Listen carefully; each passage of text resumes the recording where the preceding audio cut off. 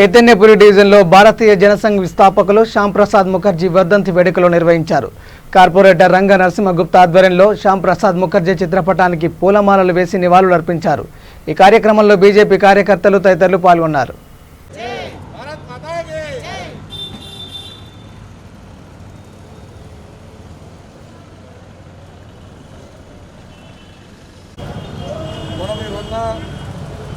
Bharatiya Janata party కండువా కప్పుకున్నామంటే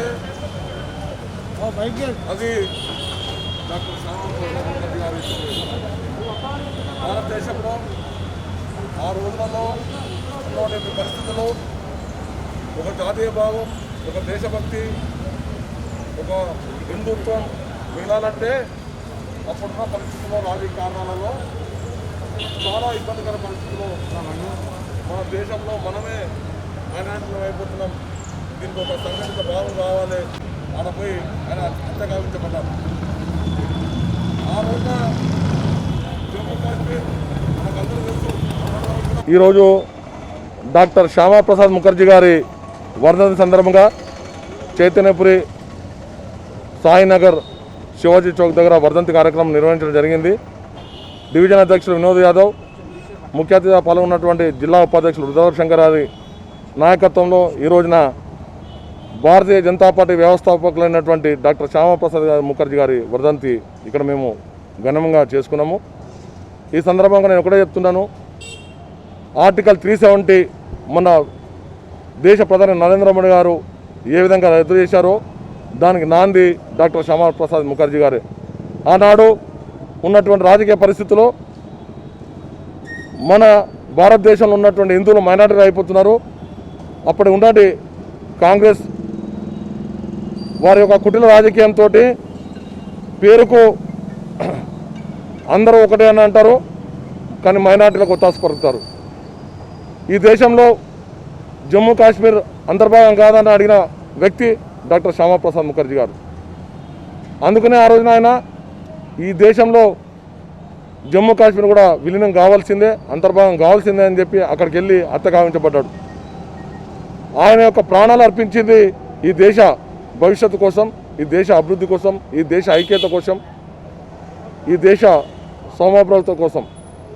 అలాంటి వ్యక్తి యొక్క వర్ధంతి కార్యక్రమం ఘనంగా జరుపుకున్నాము. వారి ఆదర్శంగా పుట్టినటువంటి, వారి చేతులతో పుట్టినటువంటి పార్టీయే భారతీయ జనతా పార్టీ. అంచెలంచెలుగా ఎదిగి వారి యొక్క కళలను సాకారం చేసే పరిస్థితి ఈ రోజున మనం అందరం చూస్తున్నాము. నరేంద్ర మోడీ గారు కూడా వారి యొక్క కళలను సాకారం చేసిర్రు. ఆర్టికల్ 370 రద్దు చేసి వారి యొక్క చిరకాల వాంఛ భారతదేశంలో జమ్మూ కాశ్మీర్ కూడా అంతర్భాగమే అని చెప్పి నిరూపించారు. ఈ రకంగా హిందుత్వం అనుకోండి, దేశభక్తి అనుకోండి, దేశ ఐక్యత అనుకోండి, భారతీయ జనతా పార్టీ ఎప్పటికి కూడా ఇట్టి విషయాలలో ఒకే ఒక్క మాట మీద ఉంటుంది. ఏ విషయంలో కూడా కాంప్రమైజ్ కాదు. దేశభక్తి కోసము, దేశ ఐక్యత కోసమే భారతీయ జనతా పార్టీ పుట్టింది. అది కంటిన్యూగా ఉంటుంది. ఈ దేశంలో ఇంకో రాబోయే రోజులలో కూడా భారతీయ జనతా పార్టీ చేసే మంచి పనులన్నీ కూడా దేశ సౌభ్రభత కోసం కానీ, దేశ భద్రత కోసం కానీ, దేశ ఐక్యత కోసం కానీ ఆ రకంగానే ముందుకు పోతుంది. ప్రజలు కూడా అర్థం చేసుకున్నారు. అందుకనే రెండోసారి కూడా మ్యాండేటరీ ఇచ్చారు.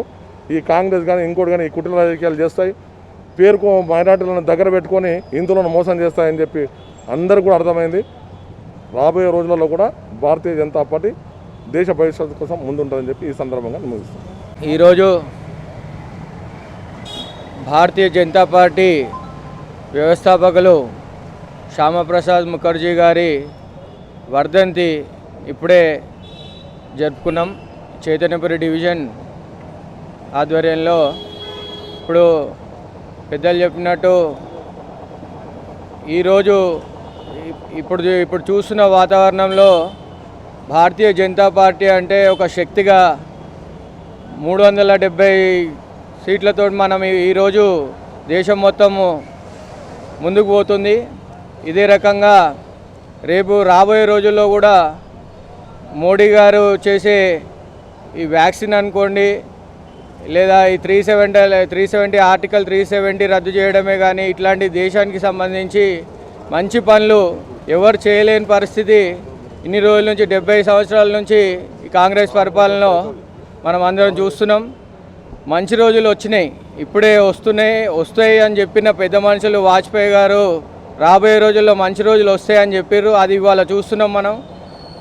దానికి మనందరం కూడా కలిసికట్టుగా భారతీయ జనతా పార్టీ ప్రతి ఒక్కరు కార్యకర్తలు అందరూ కూడా మోడీ గారి మాటలన్నీ మనం అందరూ శ్రద్ధతోటి ఈ కార్యక్రమాలను చేసుకుంటూ జయప్రదం చేయాలని కోరుకుంటున్నాం.